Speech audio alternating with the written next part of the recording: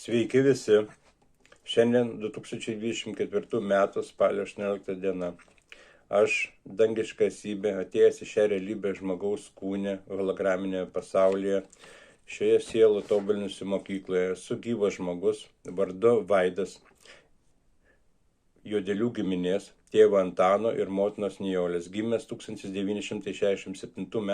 gruodžio 26 d. Lietuvos Tarybų Socialistinėje Respublikoje, Tarybų Sąjungos Respublikos Sąjungoje.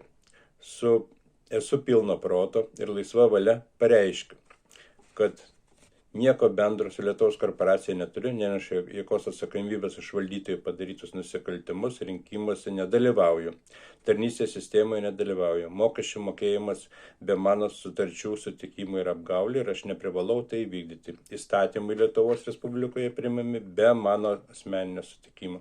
Aš gyvenu pagal visatos kanonus. Nuo pat vaikystės niekur nesu išvykęs iš Lietuvos Respublikos. Nesu joks fizinis ar juridinis asmuo, nesu kieno nors pilietis, nesu prekė ar daiktas ir nesu kieno nors nuosavybė.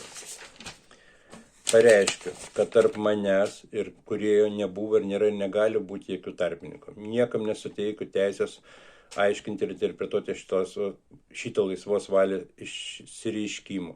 Tik aš turiu teisę naudotis Vaido Juodelio, asmens kodas 367 1226 0376 ir kitų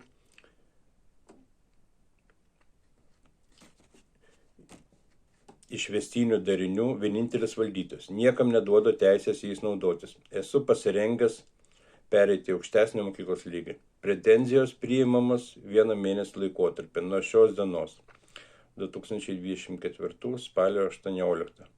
Elektroniniu paštu vaidasjuodelis@gmail.com. Visos mažosios raidės. Faktų nepaneigus, jie tampa tiesa visam laikui. Ačiū už dėmesį.